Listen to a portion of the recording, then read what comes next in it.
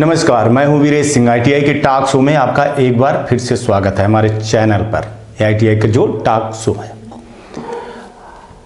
अब बड़ी हंसी आ रही है आज का मुद्दा उठाने पे कि प्राइवेट आईटीआई वाले कुछ कह रहे हैं कि डीजीटी ने ब्रह्मास्त्र फेंक दिया है।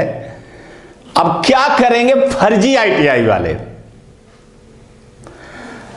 तो इस पे हंसी भी आती है, पर मैं कुछ कहना चाहता हूं कि डीजीटी ने कोई ब्रह्मास्त्र नहीं फेंका है भाई, एक लेटर ही तो फेंका है। लेटर बम कह सकते हो, लेकिन इसमें घबराने की क्या बात है? क्या बोला है डीजीटी ने? डीजीटी ने तो यही बोला है कि आपके पास जो एफिलिएशन लेटर है, जो आपके पास यूनिट है, जहां आप आईटीआई चला रहे हो, वहां वेरिफिकेशन करवा लो और हमको बता दो। स्टेट के जो ज्वाइंट डायरेक्टर हैं उनको बोला है कि आप भैया ये वेरिफिकेशन करिए और हमको रिपोर्ट भेज दीजिए। इसमें बताइए ब्रह्मास्त्र या फिर विस्फोटक वाली बात क्या है? कई लोग ये कह रहे हैं कि डीजीटी बदला ले रही है। अरे भाई, कहां बदला ले रही है डीजीटी? डीजीटी ने साफ एक लेटर दिया है। वैसे भी मैं आपको बता दूं कि ये पहले भी होता था कि जब एडमिशन हो जाते थे या एडमिशन के पहले डीजीटी वेरिफिकेशन करता था, लेकिन बीच में बंद हो गया था।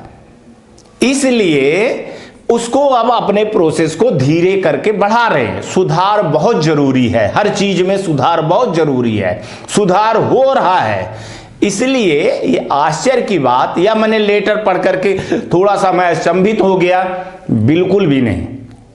मेरे को इस चीज की आशंका थी कि एडमिशन 30 तारीख को होने के बाद डीजीटी दिसंबर में जरूर आईटीआई का वेरिफिकेशन करवाएगी।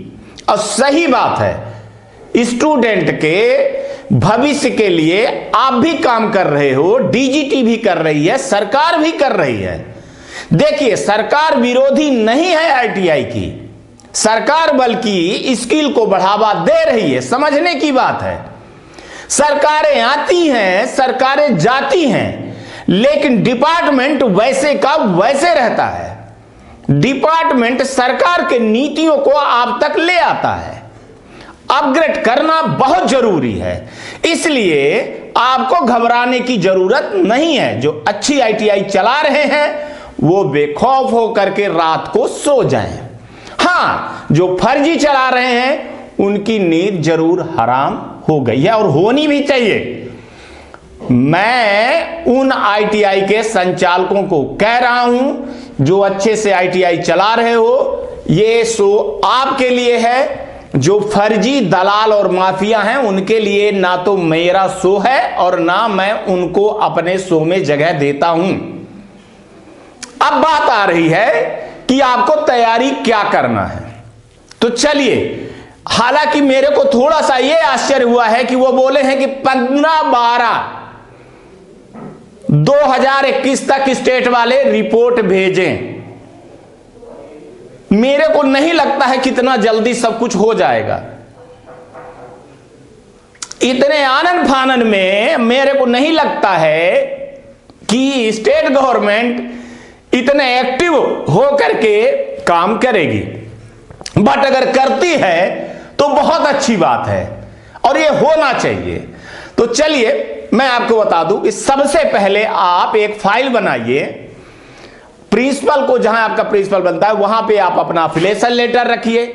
बिजली का बिल कम से कम जब से चालू है तब से बिजली का बिल पेड किया हुआ, किलोवाट का जो सर्टिफिकेट मिला होगा आपको, मीटर सीलिंग रिपोर्ट, वो मस्ट है। वेबसाइट आपकी चलनी चाहिए, ये आप लिख लो।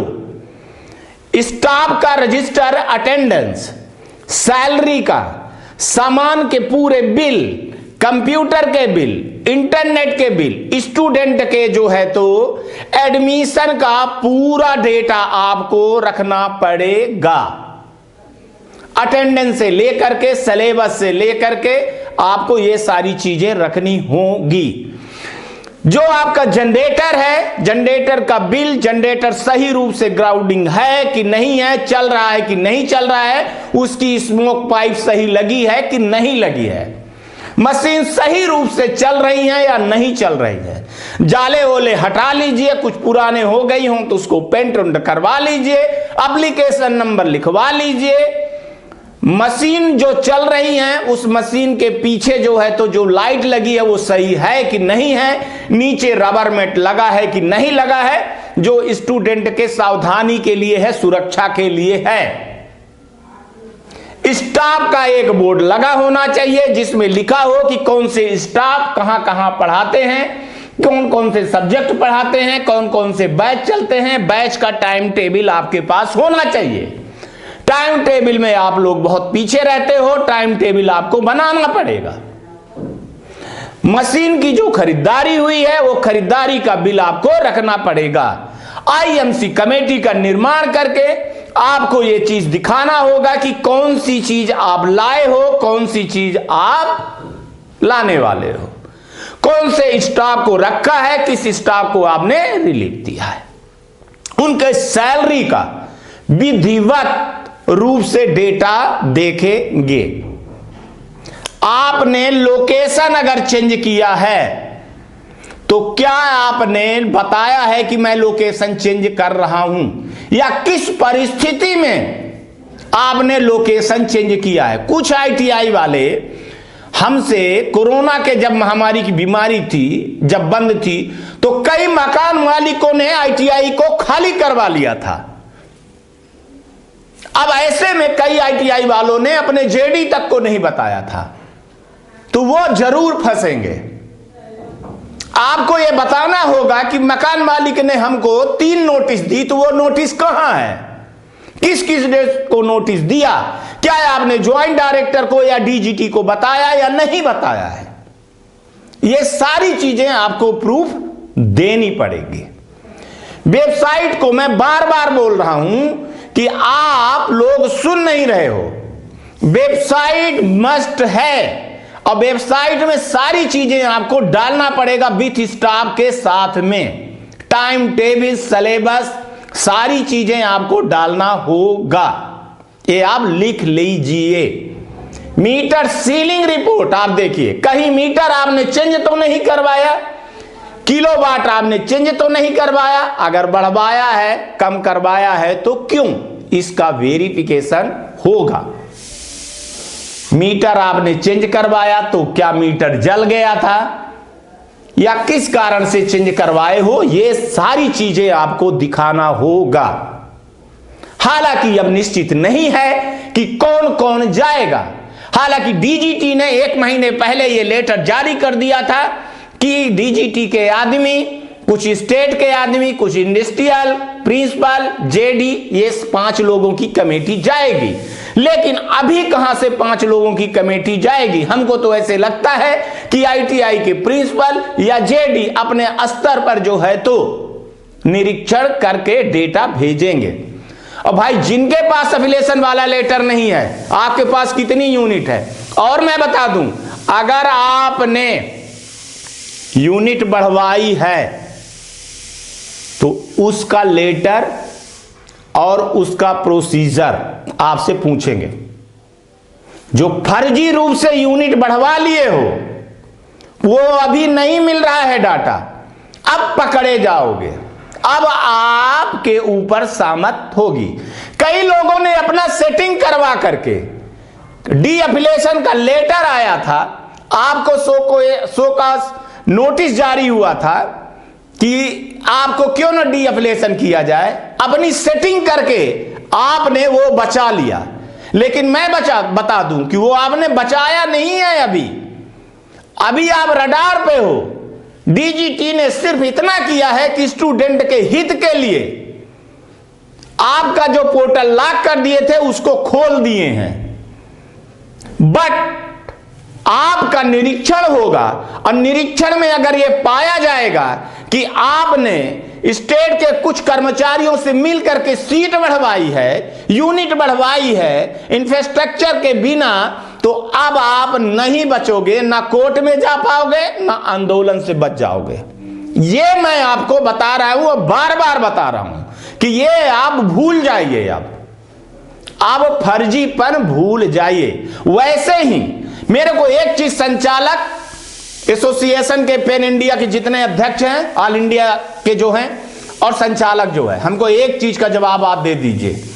क्या आप लोग अपने बच्चे को ऐसी जगह पे एडमिशन करवाते हैं जहां इंफ्रास्ट्रक्चर ना हो, जहां टीचर ना हो, जहां जगह ना हो? क्या आप अपने बच्चे को ऐसे स्कूल में पढ़ाते हैं? क्या आप अपने बच्चे को ऐसे पॉलिटेक्निक कॉलेज में पढ़ाते हैं? क्या आप अपने ऐसे बच्चों को बीयू के कॉलेज में पढ़ाते हैं? क्या आप अपने ऐसे बच्चे को जो है तो एमबीए का क्लास करवाते हैं, पीएचडी करवाते हैं, नर्सिंग करवाते हैं, एमबीबीएस करवाते हैं, आईटीआई करवाते हैं? आप बताइए, छोटी सी चीज बताइए, आप स्कूल में क्या ऐसे भेजते हैं जिस स्कूल में बिल्डिंग ना हो, जिस स्कूल में पढ़ाने वाला टीचर ना हो, जहां पे पानी पीने की सुविधा ना हो, जहां लैट्रिन बाथरूम करने की सुविधा ना हो, जहां लड़कियों के लिए कोई नहीं सुविधा? क्या आप ऐसे अपने बच्चे के साथ में करते हैं?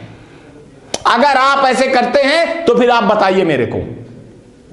अगर आप अपने बच्चे के साथ ये बिल्कुल भी नहीं देखना चाहते हैं तो दूसरे के बच्चे के साथ करने क्यों आप देते हो? ये अपराध है, आप अपराध कर रहे हो। मेरा ये शो चलाने का मकसद सिर्फ इतना है, अवेयरनेस प्रोग्राम और देश के विकास के लिए, स्टूडेंट के भविष्य के निर्माण के लिए।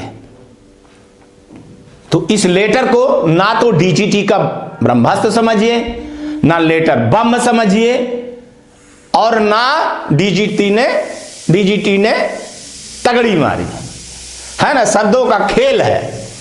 आप लोग पता नहीं क्या क्या ग्रुप में चला देते हो, कईयों को तो नींद हराम हो गई है। लेकिन जो हो रहा है वो अच्छे के लिए हो रहा है और उसका स्वागत करिए।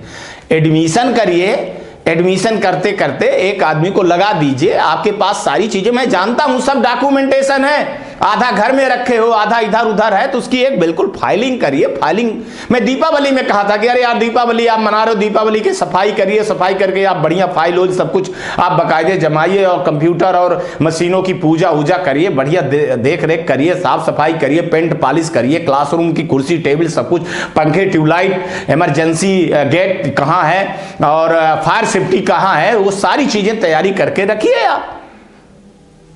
तो आपको मैंने पहले भी बोला था और अभी भी बोला हूं कि तैयार रहो।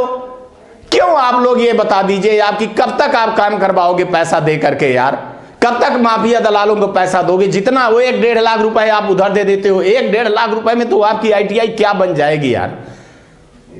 तो आप लोगों से निवेदन है कि थोड़ा सा अपडेट होइए। मेरे भाई कीपैड मोबाइल चलाते थे, अब आजकल तो टच स्क्रीन चलाते हो। हर चीज में अपग्रेड हो रहा है, हर चीजें नई नई टेक्नोलॉजी के साथ में आ रही है, नई नई टीचिंग की व्यवस्थाएं हो रही है, तो आप लोग भी करिए। ठीक है, आज तक के लिए इतना ही, लेकिन आगे 2-3 वीडियो बहुत जरूरी आ रहे हैं जो देखिए। आईटीआई के एक एक्सपर्ट है जिनसे मैं आईटीआई के लिए बात किया हूं, बहुत जल्दी वो वीडियो जारी करूंगा। दूसरा वीडियो मेरा अफिलिएशन को लेकर के बन रहा है, कैसे कैसे एप्लीकेशन फॉर्म भरेंगे, क्या क्या डॉक्यूमेंट जरूरी है, तो वो भी देखिए।